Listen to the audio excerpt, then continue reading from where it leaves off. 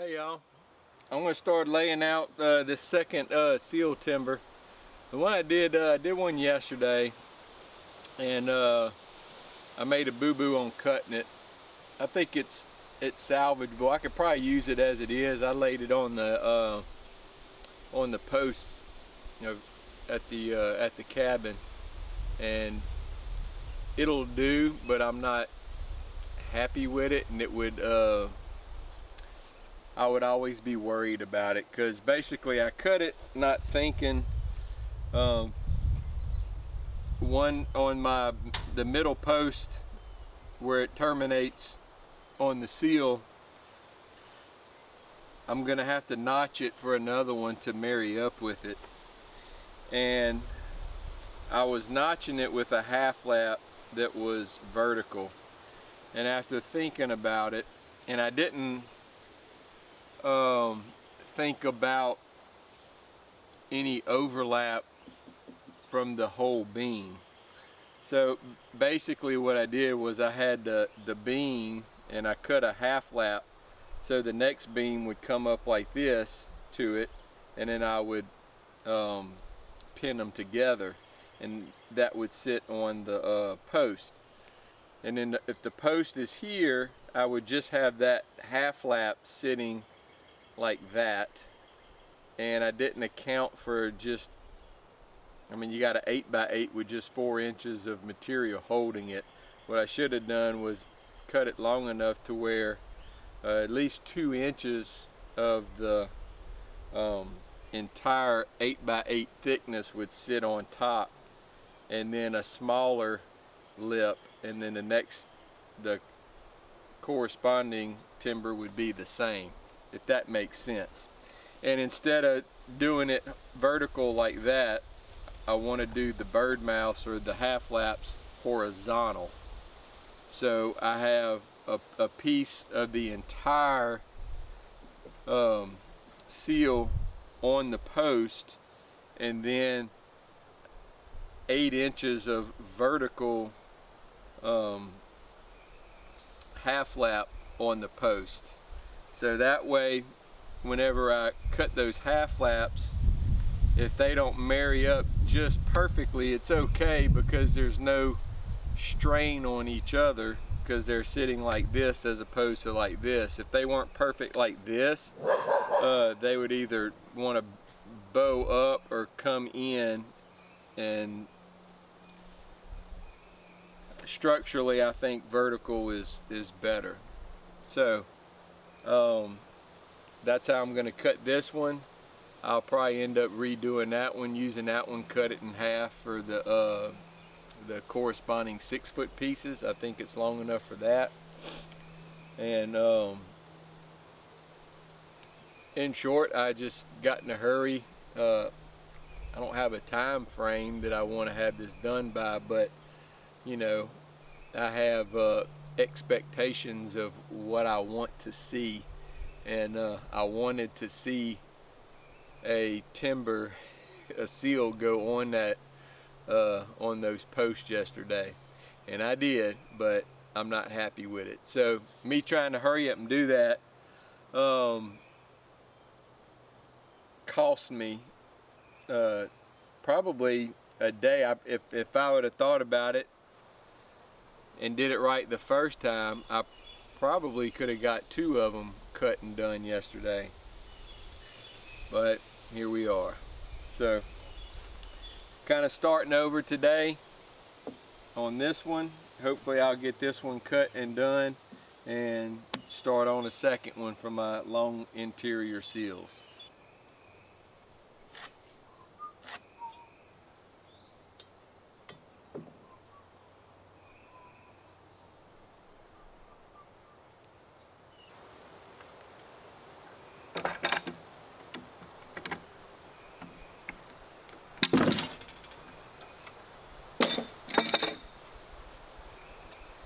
I start learning to use my tools.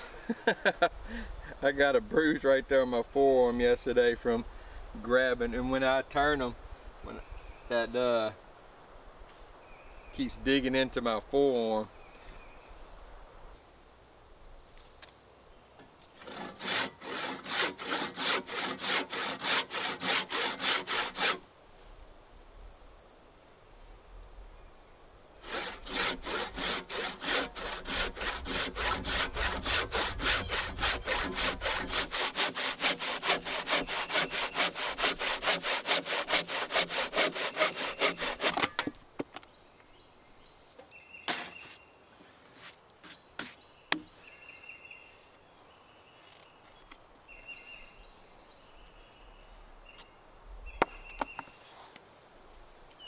So I'm not using stock measurements. I actually went out and measured the actual distances from post to post.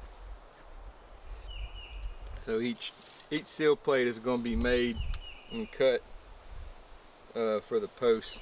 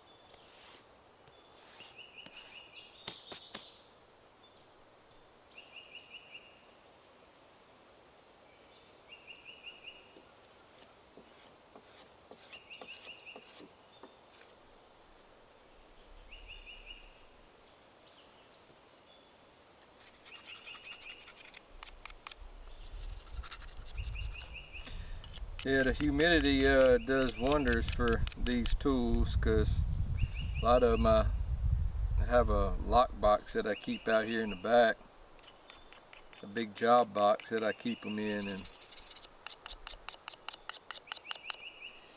the humidity doesn't help them for sure.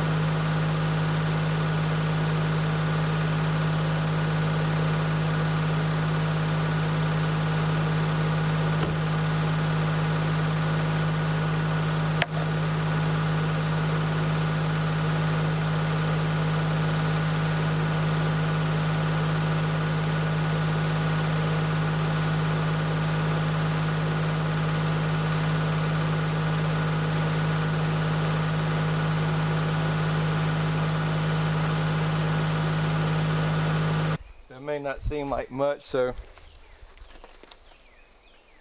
right here, let me get my tape measure. So on the other timber, I have 2 inches of the whole post sitting on top of this column, and then 6 inches of this piece by 4 inches wide sitting on the post. This one here only has 1 inch of the whole post, so just this 1 inch band is on here, and then roughly 5 inches on here. So on the other post I gained another inch all across here, which doubles the footprint here, and then another inch here. So like I said, I was just when I measured it, I had it flipped the other way, and I only had this part resting on this column. And after looking at it, I was like, I don't feel good about just that 3.5 inches supporting the load right here on this net.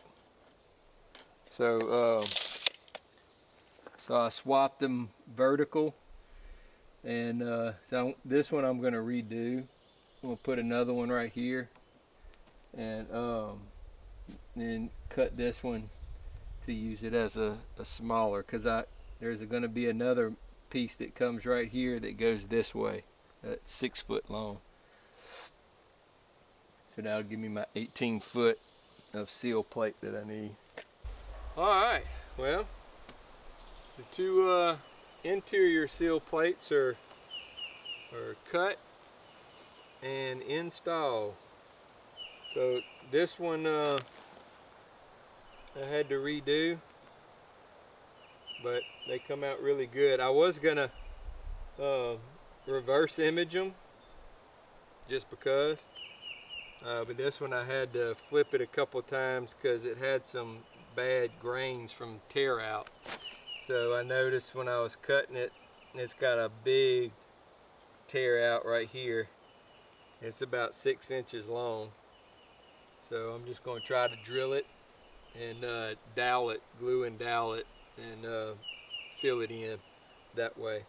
If I can't get a dowel in there to fill it up as much, good enough, then I'll chisel it out square and block it, tap a block in there. So I want to get it filled in as much as I can, just to fill the void in so that no water gets in there, or minimize water getting in there. And also too, which this is going to be the interior, there shouldn't be water getting to this, but things happen. So they come out pretty good. I put a level on them. I mean, they're level. So yeah, I'm happy so far. And they are heavy. My goodness, that's a chore working on them, flipping them and hand cutting them and all that. Yeah, it's a chore, but they come out pretty good, I think.